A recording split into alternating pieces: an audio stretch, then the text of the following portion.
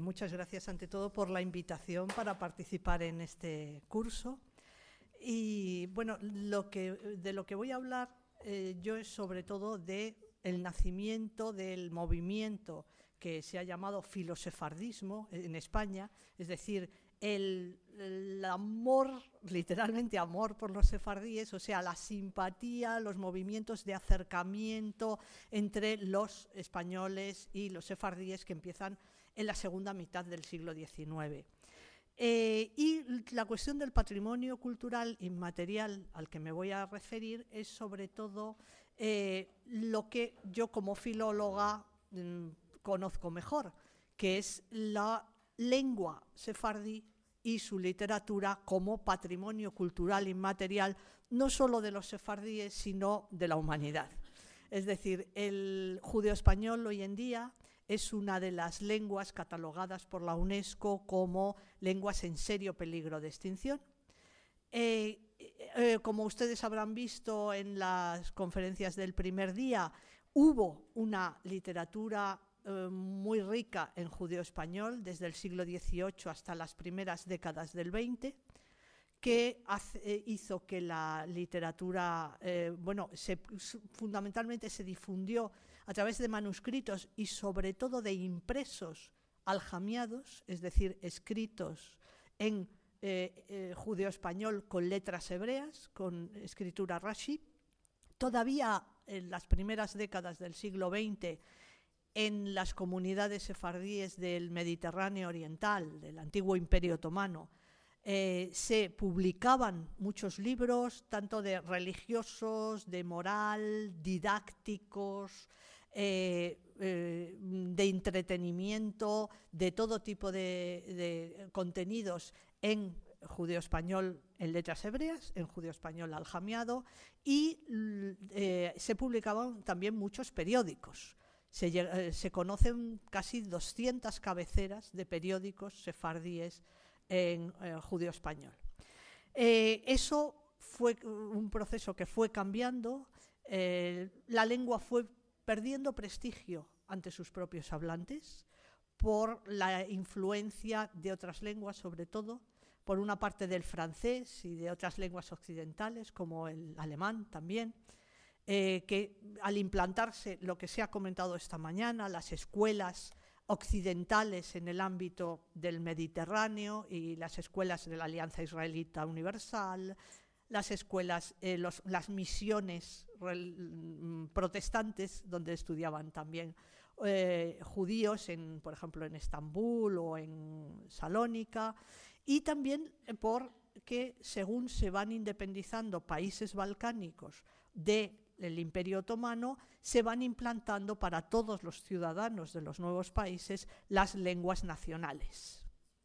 Eso quiere decir que los judíos que se incorporan también a las escuelas nacionales, empiezan a tener como lengua de cultura otras lenguas. La lengua nacional, que puede ser el búlgaro, el rumano, el turco, etcétera, el serbo-croata, etcétera, o también el francés o el italiano, porque también hubo escuelas italianas, o el alemán en los sefardíes que fueron a estudiar, como vamos a ver, a lugares como Viena.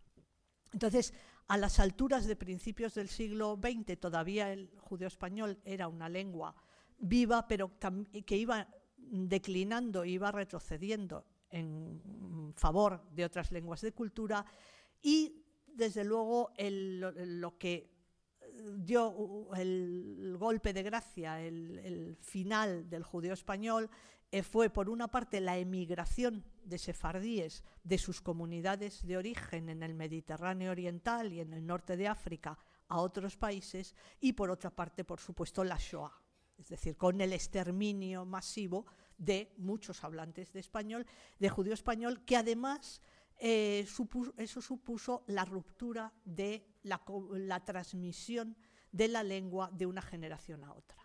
Es decir, los hijos, los nietos ya no hablan judío español ni escriben en judío español.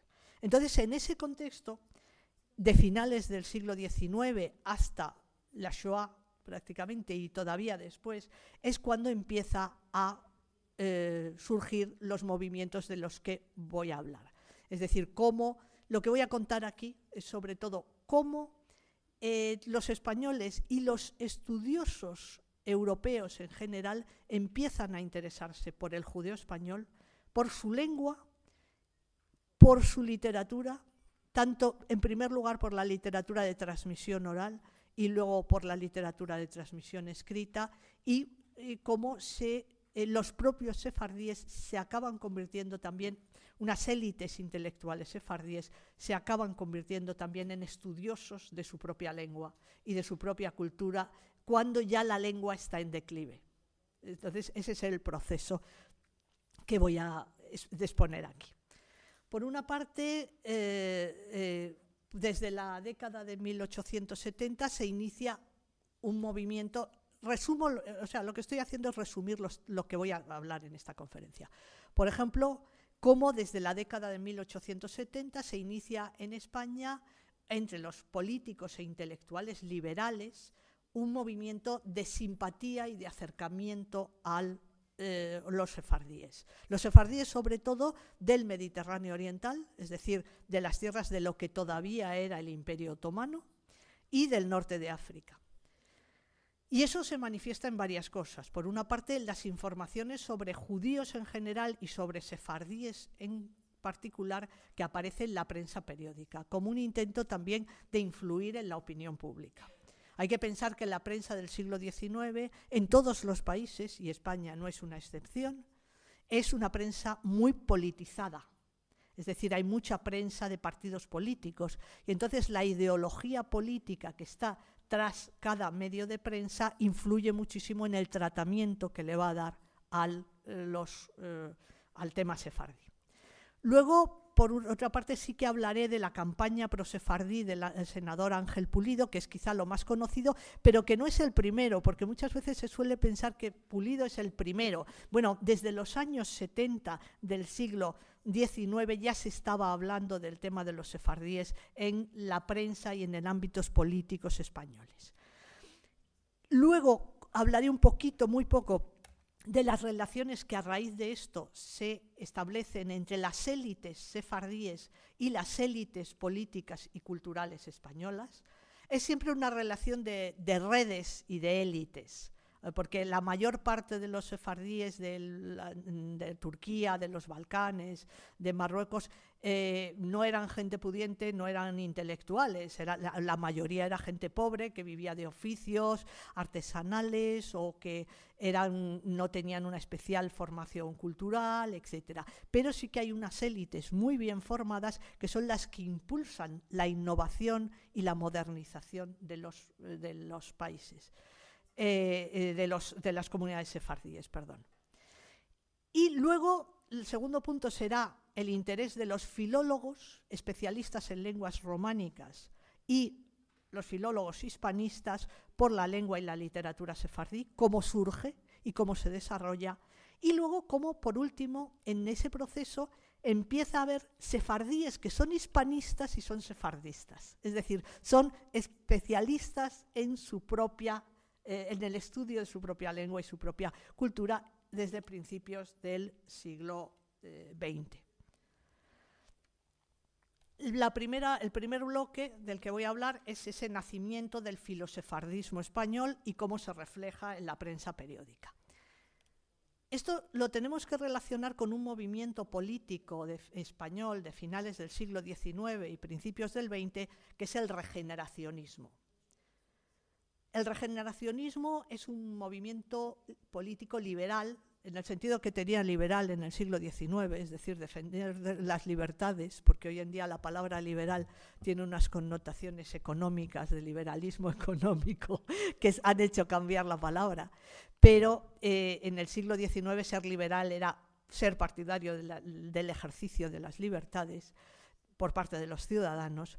Y entonces ese movimiento del regeneracionismo lo que hace es que se plantea el problema de la decadencia política, económica y cultural de España, en un momento sobre todo que viene a coincidir además con la pérdida de las últimas colonias españolas. y se plantean qué medidas se pueden tomar para la regeneración del país desde un punto de vista económico, político, educativo y cultural. Uno de las figuras máximas e impulsores de ese movimiento regeneracionista es Emilio Castelar, este político, escritor, periodista. En esta época del siglo XIX casi todos los políticos son escritores y periodistas.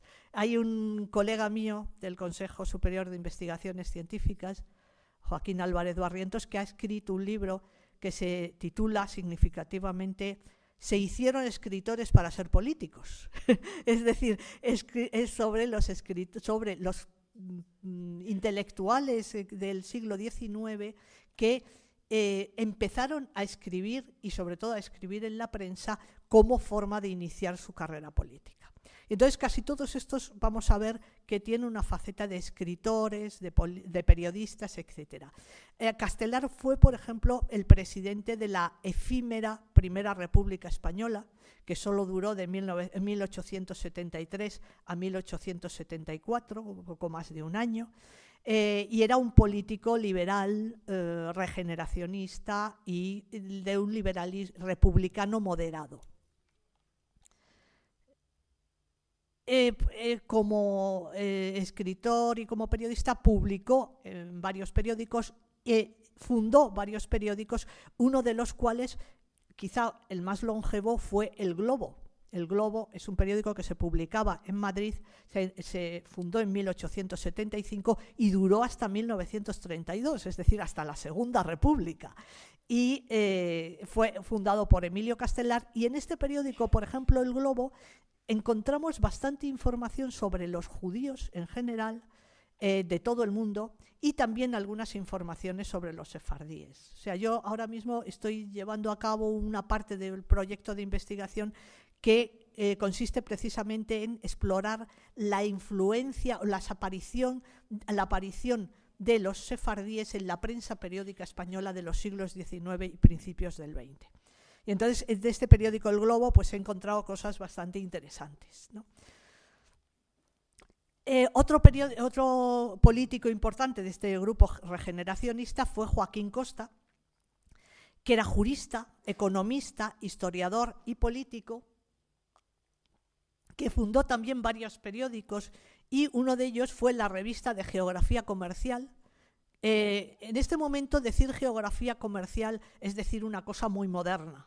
Estamos en 1885, la disciplina de la geografía comercial es un poco el antecedente de los estudios económicos modernos, de los estudios sobre geopolítica, etcétera, ¿no?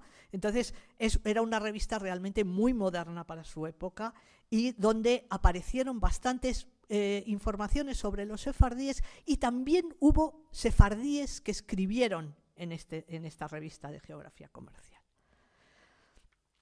Y luego, hijo de esta corriente y de la misma generación, como podemos ver, que Joaquín Costa, era solo unos 4 o 5 años más joven, fue el más conocido de todos estos, que es Ángel Pulido Fernández. Ángel Pulido era un médico procedente de una familia muy modesta, que había estudiado medicina con gran esfuerzo, es decir, es un self-made man de su momento, y que logró ser senador por la Universidad de Salamanca. En el Senado, en esa época, había representación de distintas instituciones, entre otras de universidades, y entonces Pulido fue senador por la Universidad de Salamanca.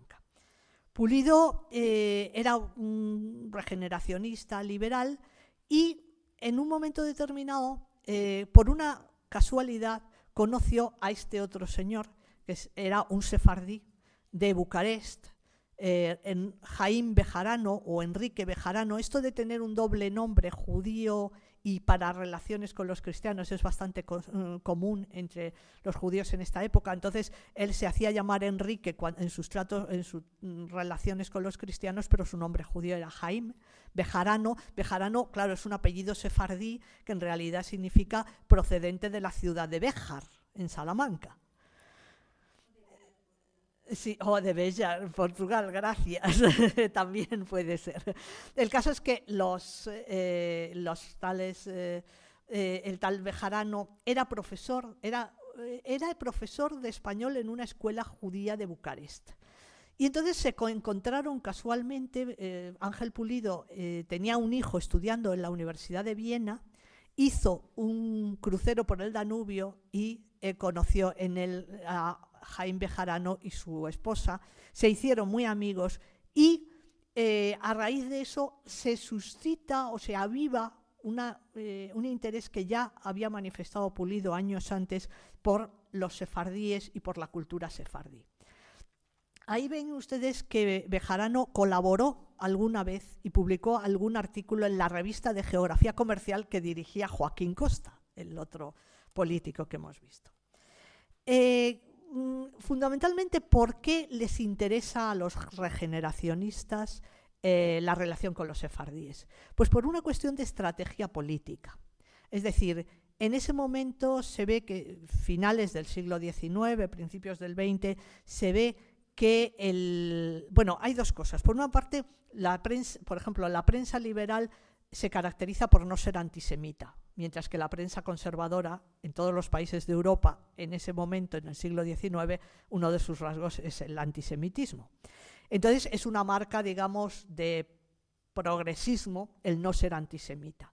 Pero además, en el caso concreto de los sefardíes, los regeneracionistas ven la posibilidad de, estrechando la relación con los sefardíes, que España gane visibilidad internacional. Y sobre todo que gane visibilidad internacional en países donde la presencia española era muy escasa, como por ejemplo precisamente Turquía y los Balcanes, en un momento en que se está produciendo el desmembramiento del Imperio Otomano y la independencia de los países balcánicos. Entonces, en ese momento todas las potencias occidentales están tomando posiciones en Oriente, en lo que ellos llaman Oriente, es decir, el Mediterráneo oriental y también el norte de África, y los políticos regeneracionistas y fundamentalmente Pulido ven que una cabeza de puente, una forma de relacionarse o de introducirse en esos países y de aumentar la influencia de España en esos países, que pronto serán o están en un proceso de ser países independientes, es relacionarse con la población sefardí de esos países de Turquía y de los Balcanes. Entonces, Pulido lo que hizo fue sobre todo escribirse con sefardíes de todo el mundo, sobre todo del Mediterráneo oriental, del norte de África y también algunos de países europeos y algunos de América, sobre todo de América Latina, y escribió muchos artículos de periódico, tuvo intervenciones en el Parlamento, en el Senado, etcétera, pero el libro que ha perdurado más y es más conocido de él es este, también porque encontró un título muy impactante y que ha perdurado también, que es Españoles sin patria. El título es muy significativo, es Intereses nacionales, españoles sin patria y la raza sefardí. Es decir, desde el título ya manifiesta la relación con los sefardíes como un interés nacional de España. Este es el segundo libro que publicó. El primero se difundió entre los sefardíes porque él también se encargó de hacerlo, y en este segundo lo que hace es reproducir buena parte de las cartas que intercambió con casi 150 sefardíes dispersos por todo el mundo. Entonces es un libro que son sobre todo reproducciones de cartas, reacciones a su primer libro, respuestas a sus iniciativas de acercamiento, etcétera, y es muy interesante porque aunque la mayoría de las cartas están arregladas, están acomodadas al español moderno, sí que nos permiten ver una selección de cuál fue la reacción de los sefardíes mismos ante la campaña de Pulido. Otra de las cosas que hizo Pulido fue intentar difundir productos culturales españoles entre los sefardíes del Mediterráneo oriental y del norte de África.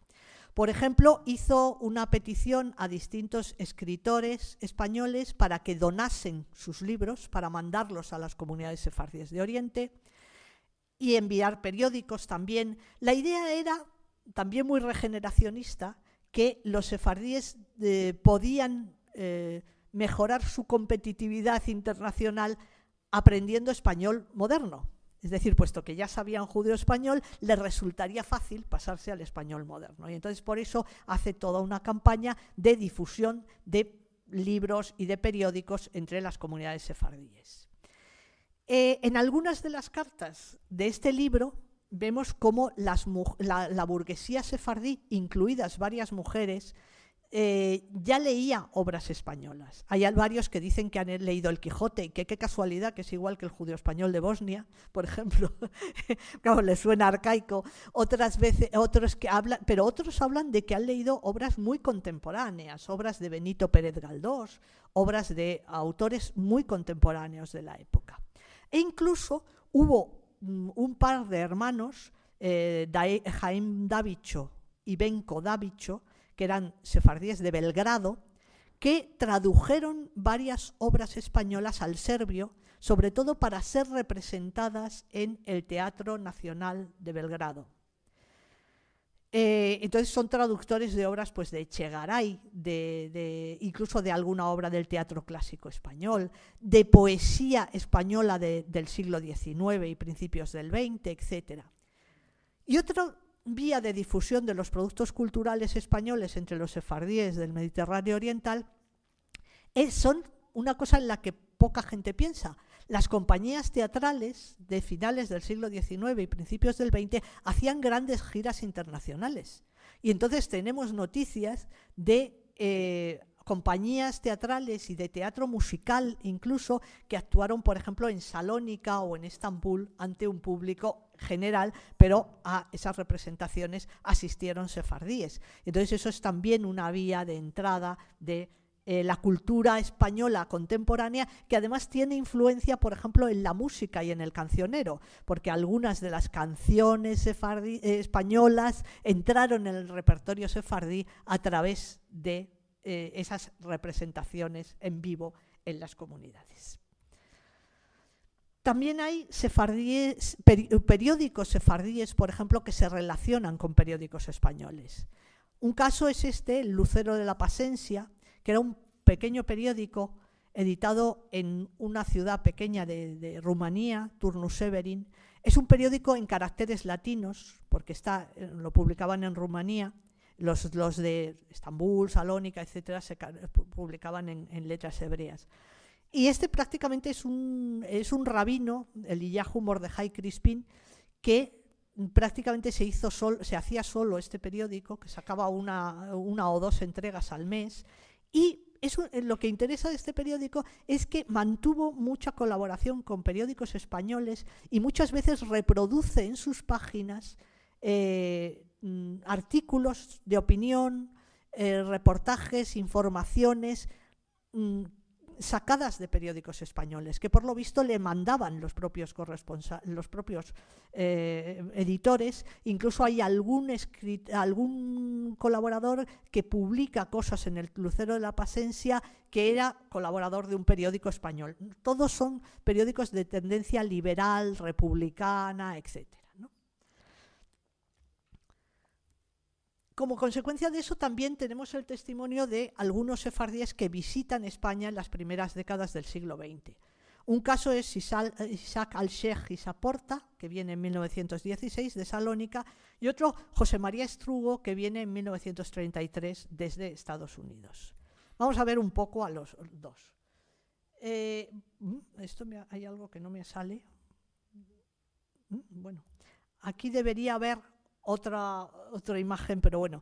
Este Isaac al-Sheikh Isaporta vino a España, era un personaje relevante de la comunidad sefardí de Salónica, miembro de una logia masónica de Salónica que se llamaba Perseverancia, y que era una logia que tenía obediencia del Gran Oriente Español, es decir, era una logia que se fundó y dependía de la Federación de Logias Masónicas Españolas, y que dio una conferencia en el Ateneo, porque a lo que vino fue sobre todo a mediar en la concesión de la nacionalidad española a varias familias sefardíes de Salónica. En un momento determinado se había dado la oportunidad a varias familias sefardíes de Salónica de obtener la nacionalidad española a través del consulado, etcétera. Es un procedimiento un poco complejo que seguramente en otras ponencias se desarrollará más con detalle. Y entonces había varias familias cuyos expedientes se habían quedado sin resolver, y este señor viene aquí, aparece en los medios de comunicación. Por ejemplo, esa foto, esa imagen con la foto de Al-Sheikh, que es el señor que está en medio, es de la Ilustración Española y Americana, una de las revistas ilustradas españolas más importantes. Y lo que tenía en la otra foto, que no sé por qué no ha salido, es la portada de un folleto que se publicó con su conferencia. Primero se publicó en una revista que se llamaba La Lectura, una revista cultural, y luego se publicó un folleto con el texto de la conferencia, y tuvo bastante repercusión en los medios de comunicación del momento de 1916, en plena Primera Guerra Mundial, es decir. Y luego otro caso, por ejemplo, por poner dos ejemplos, ¿no?, es el de José María Estrugo, que era un miembro de la comunidad sefardí de Los Ángeles, en California. La comunidad sefardí de Los Ángeles era sobre todo de origen de Rodas, de la isla de Rodas. Pero este señor parece que era de Esmirna.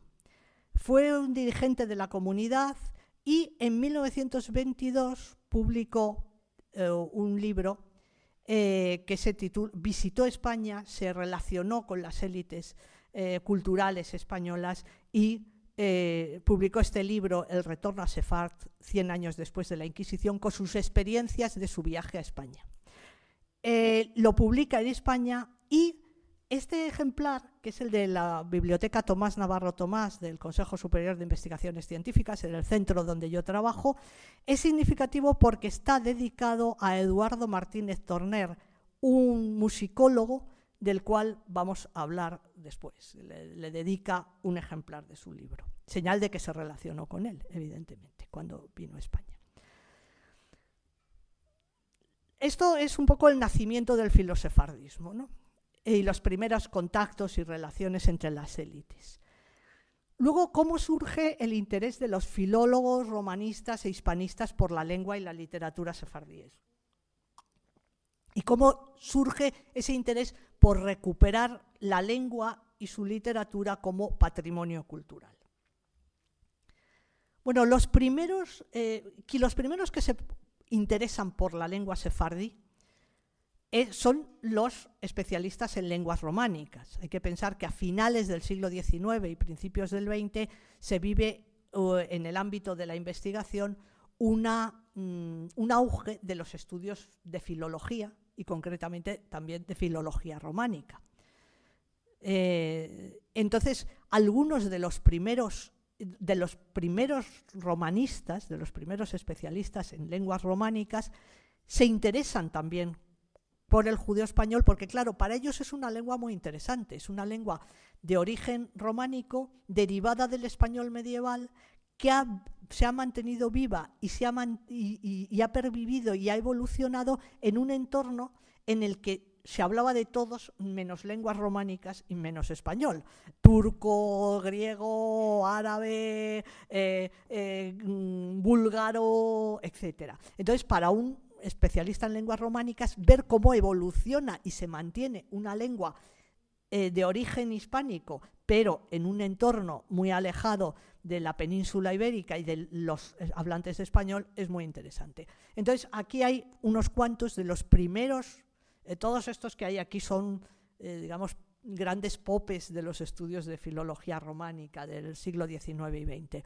Leo Wiener, que era profesor de la Universidad de Harvard y que publicó desde 1895 artículos sobre el judeo español.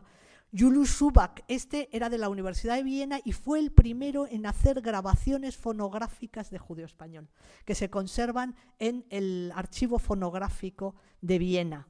Son la más antigua grabación de judeo-españoles de 1908 y la hizo Julius Schubach.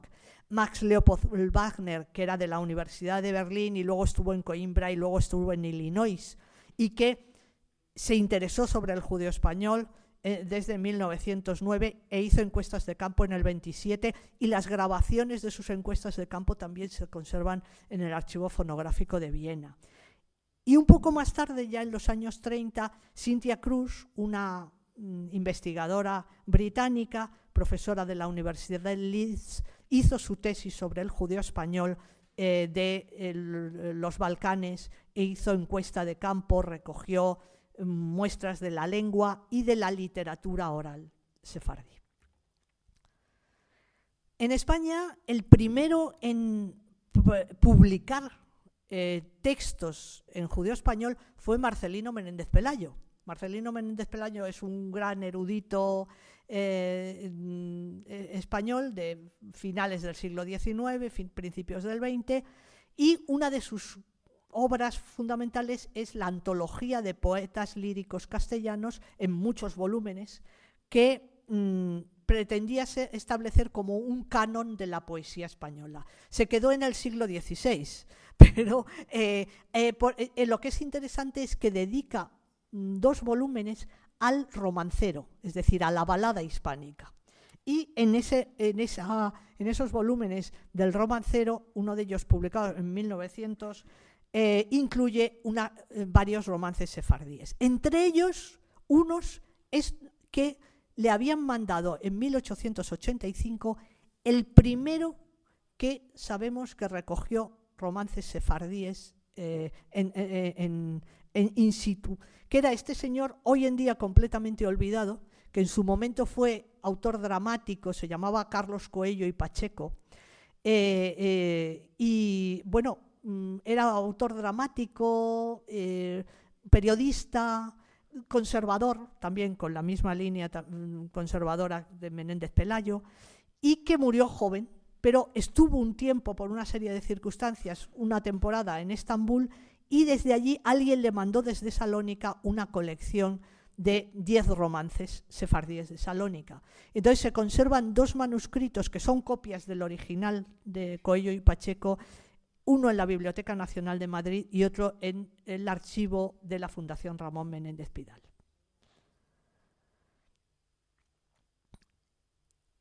El que realmente impulsó muchísimo el estudio no tanto de la lengua, no solo de la lengua, sino sobre todo de la literatura sefardí de transmisión oral, sobre todo de las canciones, no del cuento, y sobre todo de los romances, es decir, de la balada española de transmisión oral, fue Ramón Menéndez Pidal. Y entre sus estudios a Menéndez Pidal le interesaba el romancero, o sea, la balada hispánica, como una manifestación de la épica, porque sus estudios primeros fueron sobre la épica medieval española. Y él consideraba que las baladas, los romances, eran un derivado de la épica medieval. Entonces, por eso se empezó a interesar sobre el romancero e impulsó mucho sobre los estudios sobre el romancero de transmisión oral, tanto en la península ibérica como en América, como entre los sefardíes.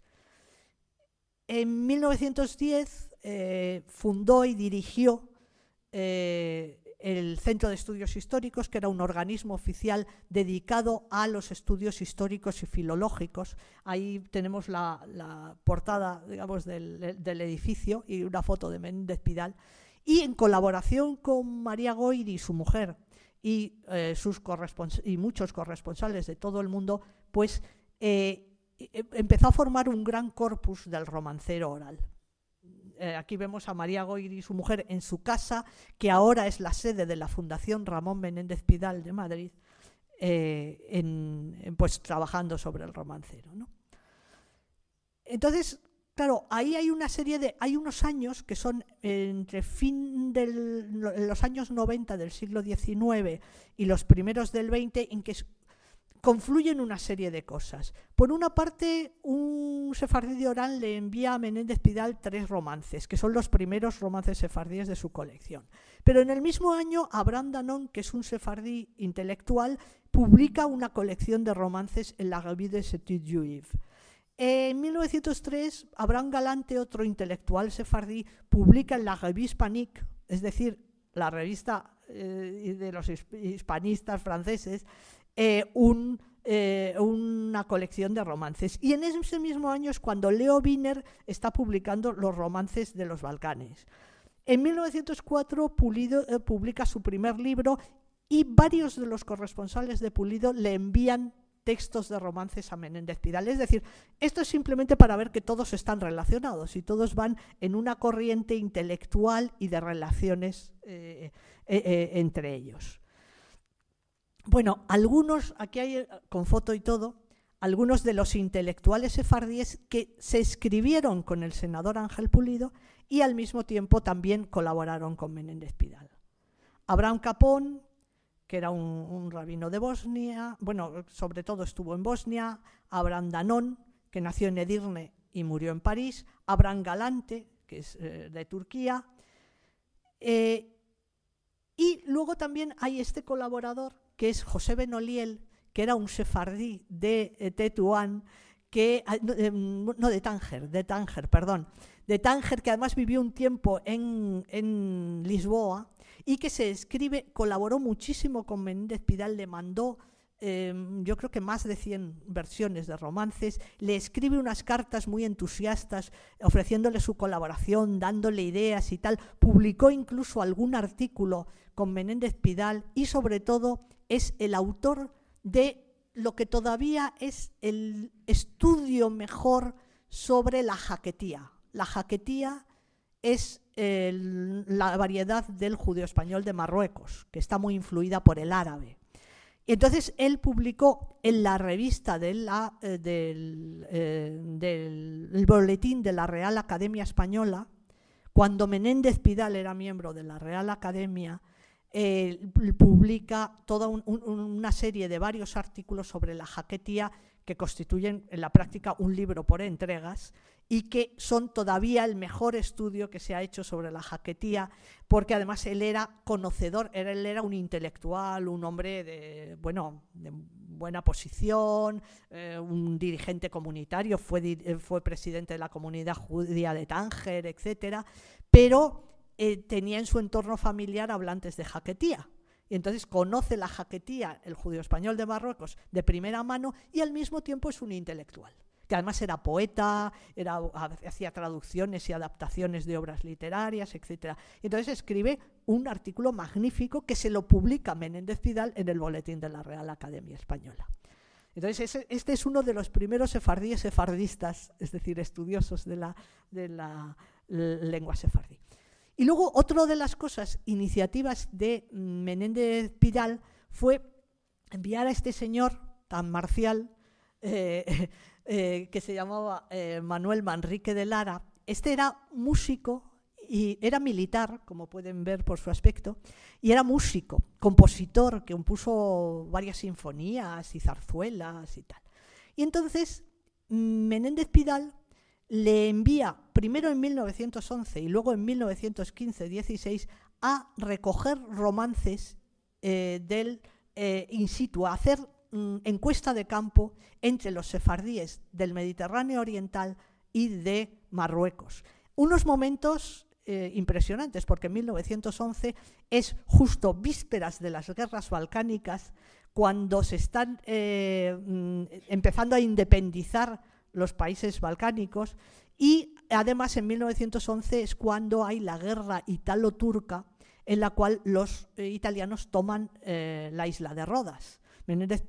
Manrique de Lara estuvo en Rodas encuestando, se fue y entraron los italianos inmediatamente. Mientras tanto había una epidemia de cólera, él iba recogiendo romances, bueno, era una cosa bastante curiosa, además de una forma sorprendente, porque la mayoría de las informantes, la mayoría de las personas que le transmitieron romances cantados o recitados eran mujeres sefardíes de Oriente, que realmente yo no sé cómo hizo este señor para conseguir que las mujeres que solían vivir en un entorno bastante cerrado, relacionándose poquísimo con hombres que no fueran de su familia, estuviesen horas hablando con él, contándole y cantándole romances. Y además, como era músico, pues muchas veces recogía la música. Por ejemplo, esto es un documento que se conserva en la biblioteca Tomás Navarro Tomás, que es una puesta en limpio de una melodía, de un romance de Rodas, precisamente, donde estuvo y salió justo a tiempo para que no le pillase la toma de Rodas por los italianos. Pero, bueno, lo que quiero enseñar, a ver, voy a ver, es que los papeles originales son estos, que se conservan en el archivo Menéndez Pidal, es decir, son papeles de los hoteles. Ese es el Hotel Móskova de Belgrado, por ejemplo, otro hotel de Sofía, etcétera, que él utiliza para anotar las versiones de los romances, de las canciones que le cantaba la gente. Y entonces, y esto es, ahí en el medio hay una carta que le manda Menéndez Pidal. Entonces, lo que me interesaba enseñarles de aquí es el itinerario de Manrique de Lara. Todo lo que recorrió, la flechita, ven la línea esta roja. Esto lo hizo en unos pocos meses, y luego el recorrido del norte de África pues es también otros meses, en 1915-16. Manrique de Lara recogió como más de 2000 versiones, con 300 y pico de músicas, compró libritos aljamiados que se publicaban todavía, con romances que se publicaban todavía en las comunidades sefardíes de Oriente, y se entrevistó con casi 150 informantes, y entre ellos una que luego iba a ser escritora. En 1911, una de sus informantes en Sarajevo, Bosnia, es una tal Laura Levy, de 19 años. Laura Levy es luego la señora que está en el medio con el collar de perlas, rodeada de sus hermanas. El nombre de casada es Laura Papo, y escribió, es la primera, la de en medio es la madre, la que está al lado, que se parece mucho a su madre, por cierto, si se fijan, pues es Laura Papo, que se convirtió en escritora. Es una de las pocas escritoras sefardíes en judeo-español del periodo de entreguerras, y sobre todo lo que escribió poesía, escribió artículos que se publicaron en periódicos judíos de Sarajevo, pero escribió varias obras de teatro, en las cuales lo que refleja es la vida tradicional sefardí, y salen, por ejemplo, pues una madre con sus hijas cosiendo y cantando romances y canciones y contando cuentos, por ejemplo. Es decir, son un poco escenas costumbristas, ¿no?, escritas en judeo-español, ¿no?, y que se representaron por una asociación cultural judía de Sarajevo que se llamaba Matatía, y que hacía, entre otras cosas, representaciones teatrales para los miembros de la comunidad.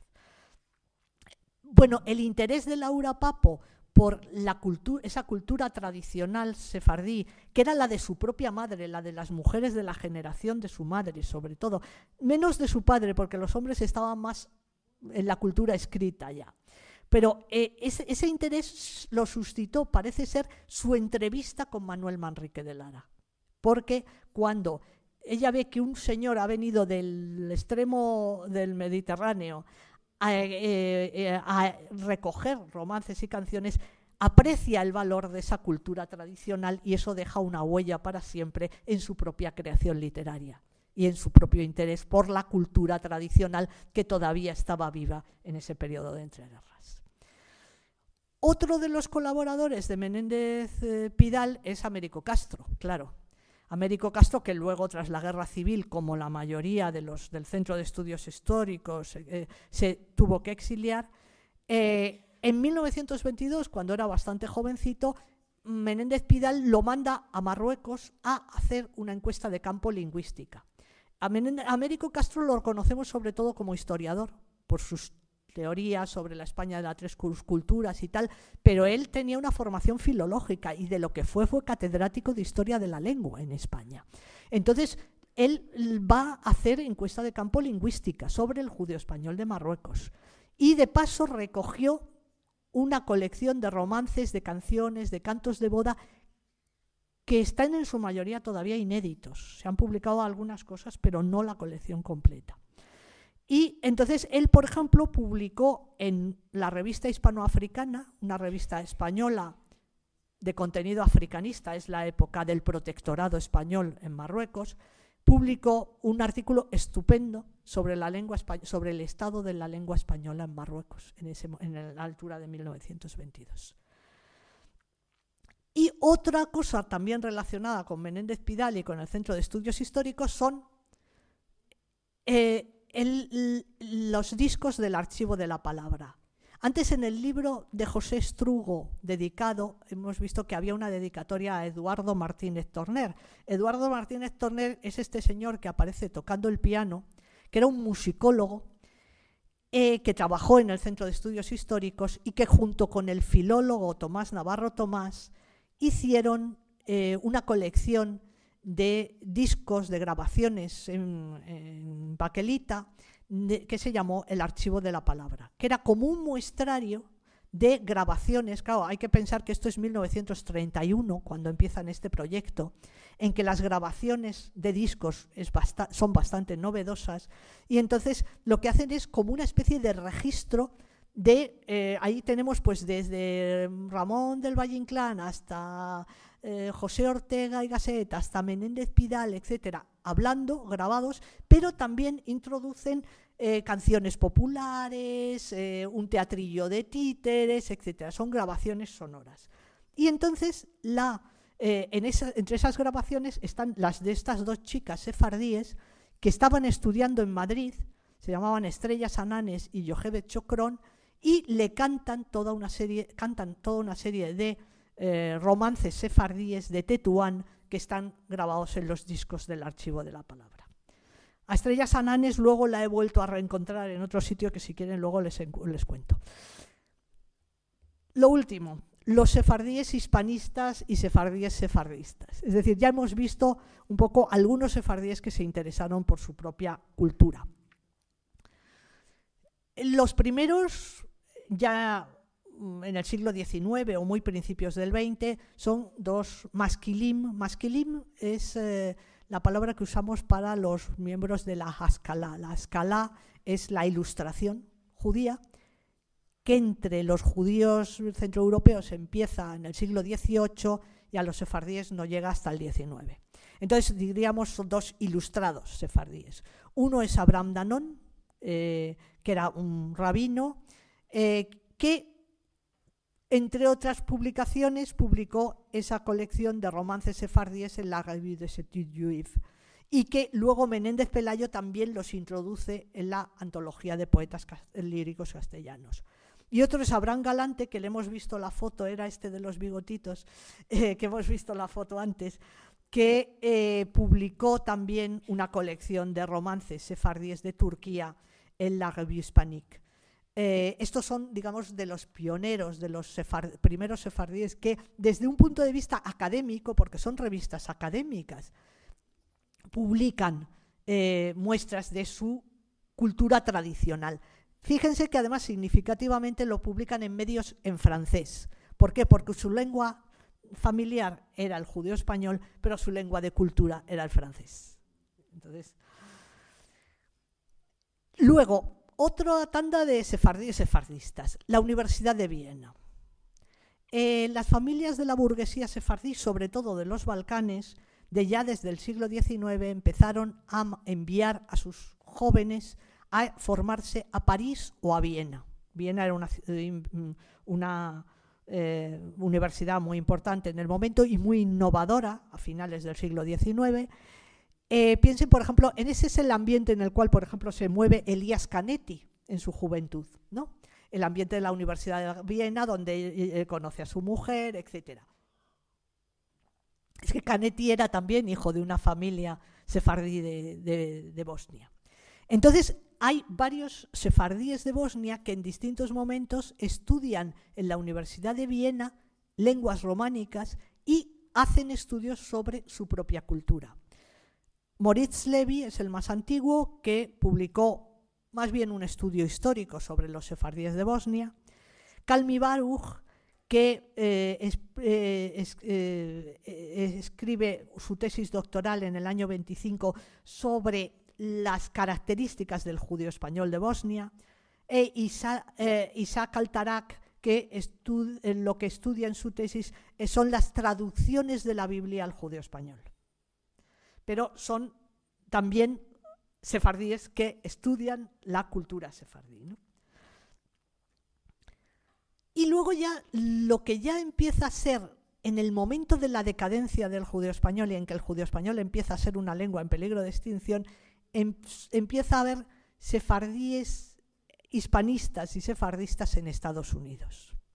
Este señor se llama Federico de Onís, fue colaborador de Menéndez Pidal, estuvo en el Centro de Estudios Históricos y ya en 1922, es decir, antes de la Guerra Civil, lo contrató la Universidad de Columbia en Nueva York. Y entonces allí, entre otras muchas actividades, impulsó mucho los estudios hispánicos, lo contrataron como hispanista, como especialista en lengua y literatura española. Pero una de las iniciativas que tomó fue fundar una Sephardic Section del Hispanic Institute, y él mismo hizo encuesta recogiendo romances entre los sefardíes de Nueva York. Claro, había habido todo un proceso de emigración de sefardíes a otros países y él recoge las grabaciones de Federico de Onís, se conservan ahora mismo en la Universidad de Río Piedras, en Puerto Rico, porque Onís luego fue uno de los fundadores de la Universidad de Río Piedras. Entonces, claro, ahí, ¿qué pasa? Que en Nueva York hay emigrantes sefardíes e hijos de emigrantes sefardíes ya nacidos en Estados Unidos. Se calcula que entre 1900 y 1924 emigraron a Estados Unidos unos 30.000 sefardíes del Mediterráneo Oriental. Sobre todo se quedaron en Nueva York, porque claro, a Estados Unidos se entraba por la isla de Ellis, y entonces que era el filtro de frontera, y muchos se quedaban en la misma ciudad de Nueva York, pero hubo comunidades sefardíes en todas estas ciudades que hemos visto ahí, que vemos ahí. En esas ciudades incluso publicaron periódicos en judío español y en judío español aljamiado. Por ejemplo, hubo uno bastante importante que fue La América, que se publicó durante un par de décadas en Nueva York y era un periódico en judío español con letras hebreas, ¿no? Y bueno, y los de Los Ángeles eran muy divertidos. Hay una colaboradora mía y yo que hemos publicado un par de artículos sobre estos, porque estos en Los Ángeles publican un periódico en judío español, pero como no tienen imprenta hebrea, lo publican en manuscrito y luego escrito a máquina. Entonces, bueno, es bastante interesante. Entonces, ¿qué pasa? Que cuando Federico de Onís funda la Sephardic Section del Hispanic Institute, ya hay sefardíes de segunda generación o emigrados muy niños con sus padres que viven en Nueva York y que han accedido a la universidad. Es decir, han promocionado socialmente accediendo a la universidad. Y algunos son estos. Mair José Bernardete, que hizo una tesis de máster sobre los romances recogidos entre los sefardíes de Nueva York y una tesis doctoral sobre los rasgos hispánicos de la cultura sefardí. Sarita Naón, que esta era de Tánger, y recogió, en 1929, recogió romances de Tánger, hizo una tesis doctoral sobre el romancero de Tánger en la Universidad de Columbia.